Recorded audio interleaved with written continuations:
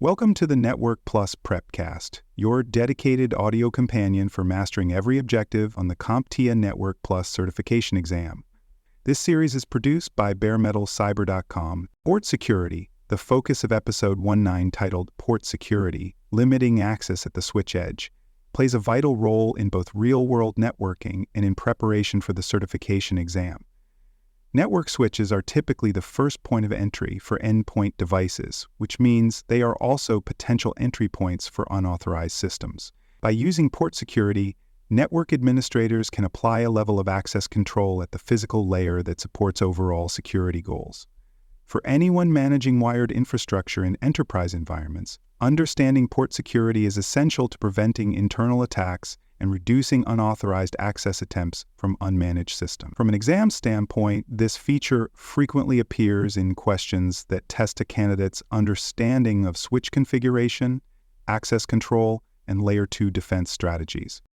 One of the most important reasons to understand port security is its direct contribution to network integrity.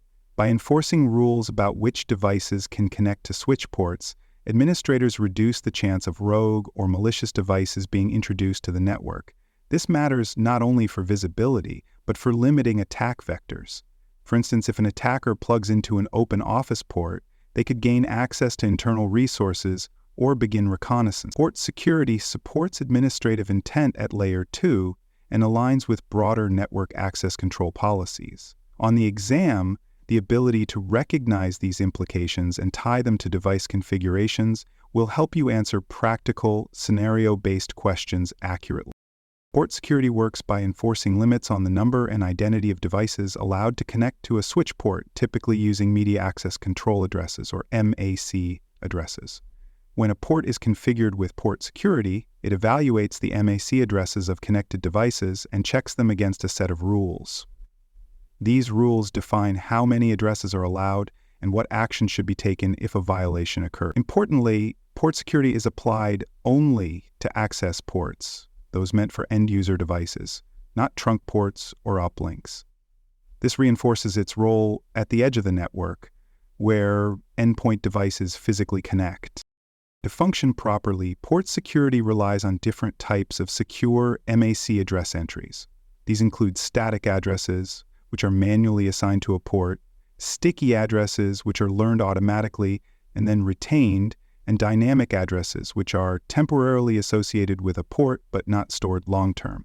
Static entries offer the highest level of control but require administrative effort. Sticky MAC learning provides a balance between automation and security. Dynamic entries are more limited because they do not persist, making them suitable only in environments where device turnover is high and long-term tracking is not needed. Information and preemption are critical when tracking abscesses and keeping long-term tracking materials on. When a violation of port security occurs, that is, when an unauthorized device attempts to connect, the switch reacts according to its configured violation mode. There are three main modes to be aware of. Protect mode simply blocks the offending traffic but does not log or notify. Restrict mode both blocks the traffic and records the violation, making it useful for monitoring. Shutdown mode is the most aggressive response. It disables the port entirely by placing it into an error-disabled state, requiring manual intervention or an auto-recovery configuration. Each mode represents a different balance of security and administrative overhead, which is a detail often tested on the exam. In the absence of port security, a switch port behaves in an open and unrestricted manner. Any device can plug in and begin communicating on the network. There is no filtering, no restriction on the number of connected devices, and no protection against spoofed MAC addresses. This is a default configuration that prioritizes ease of use and plug-and-play behavior, but poses a serious risk in secure environments. From an exam perspective, it is important to recognize that enabling port security requires deliberate configuration. It is never on by default.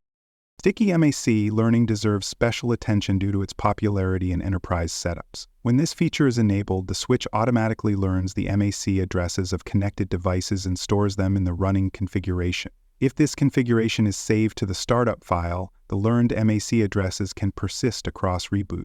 This approach allows administrators to deploy devices with minimal manual configuration, while still maintaining control over who can connect. Questions on the exam often test your ability to differentiate sticky learning from static and dynamic approaches, so be clear on how and when each is used. The process of configuring port security involves a series of deliberate steps. First, the administrator enables the feature on access ports. Then, they define how many MAC addresses are allowed, typically one per port, in highly secure environments. Lastly, the violation action must be set, determining what happens when an unauthorized device attempts to connect. These steps are commonly seen in configuration simulations or multiple-choice questions on the exam, so familiarity with each element of the command structure is key. After configuration, it's essential to monitor the status of port security to ensure it is functioning correctly. This can be done using switch commands that display port security settings for each interface. These outputs include the number of secure MAC addresses currently learned, the violation mode in use, and a log of any violations that have occurred. Monitoring is not only useful for troubleshooting but also helps enforce compliance with security policies. Exam scenarios often provide output from these monitoring commands and ask candidates to interpret or diagnose issues based on the data shown. Port security is especially valuable in certain types of deployment environments. Office wall jacks, for example, are common points of connection for workstations and laptops, but are also vulnerable to unauthorized use. In lab settings where many devices are swapped in and out, port security can help control chaos.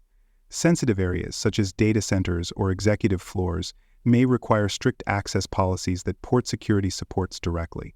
The exam may ask you to identify which environments are best suited for port security, so understanding common use cases is just as important as knowing the configuration syntax. When troubleshooting port security events, there are several key actions to take. First, check the violation mode configured on the port to understand the switch's response. Next, review the MAC address table to see which addresses have been learned or are being blocked. Finally, if a port has entered an error-disabled state due to a violation, clear the condition and re-enable the port manually or through an auto-recovery timer. These tasks are part of routine switch maintenance and often appear in exam simulations that require you to interpret logs or correct misconfigurations. For more cyber content and books, please check out cyberauthor.me. Also, there are other podcasts on cybersecurity and more at baremetalcyber.com. Limiting the number of MAC addresses allowed on a port is a key capability of port security and serves multiple purposes. Administrators can configure a switch port to accept only a specific number of devices, often just one, to prevent unauthorized users from unplugging a legitimate device and connecting their own. This limitation not only prevents device swapping, but also helps detect when multiple systems attempt to use the same port. On the exam, you should expect to encounter scenarios where this configuration is used to protect physical connections and reduce the likelihood of security bypass. One critical concept in port security is the distinction between secure and non-secure MAC addresses. Secure addresses are those that the switch tracks, whether they are statically entered, dynamically learned, or remembered through sticky learning. Non-secure addresses are unrecognized and, depending on configuration, may be blocked entirely. This distinction impacts forwarding behavior on the switch. Secure MAC addresses are allowed to send and receive frames, while non-secure ones may be ignored or trigger a violation. Understanding which addresses are monitored and what behavior results from their presence is a frequent exam topic. Port security also plays a role in defending against MAC spoofing. Spoofing involves a malicious device pretending to have the MAC address of a trusted system. With port security enabled, the switch can detect when a new MAC address appears on a port and take appropriate action. This defense limits the effectiveness of address spoofing and reduces the chance of MAC address flooding attacks, where a device attempts to overwhelm the switch with fake addresses. These protections occur at Layer 2 and form part of a layered defense strategy emphasized throughout the exam. When a port enters shutdown mode due to a security violation, it transitions into an error-disabled state. This state disables the port completely, preventing all traffic until administrative action is taken. Recovery can be handled manually by issuing a shutdown, followed by a no shutdown command, or automatically through a configured air disable recovery interval. During this period, alerts may be logged, helping administrators investigate the cause of the violation. Recognizing how shutdown and recovery processes operate is essential for diagnosing problems in exam scenarios and understanding real-world consequences of misconfiguration. Explanations like these end up overstating what enormous numbers of people measurements, referring to upwards of thousands of pounds of permanent weight loss, as Dr. Milhern demonstrates. Port security is a frequent topic in certification exam questions that focus on identifying configuration syntax and interpreting output. You may be asked to recognize commands that enable port security, assign a maximum MAC address count, or define violation actions. Alternatively, you could see simulated logs showing a port in an error-disabled state and be asked to troubleshoot the cause. The exam tests your ability to understand the function of each component, not just memorize commands. So focus on the logic behind the settings and how they work together to enforce security. Port security does not exist in isolation. It can integrate with other security layers to form a comprehensive defense at the network edge. One common pairing is with 802.1x, which provides port-based authentication. Together, port security and 802.1x enhance control over who can connect and ensure devices meet access criteria. Port security also contributes to endpoint visibility, as the switch tracks which MAC addresses are connected and where. In larger deployments, it complements network access control systems, which assess device posture and enforce access policies dynamically. Implementing port security in an enterprise environment requires careful policy consideration. For instance, if a user replaces their device, the switch may treat the new MAC address as a violation, depending on configuration. Exceptions must be planned for, especially in environments with frequent hardware changes or shared workspaces. Coordination with the help desk or support team ensures that users can be assisted quickly if a port becomes disabled. These administrative details might appear in exam scenarios that require balancing security policy with operational flexibility.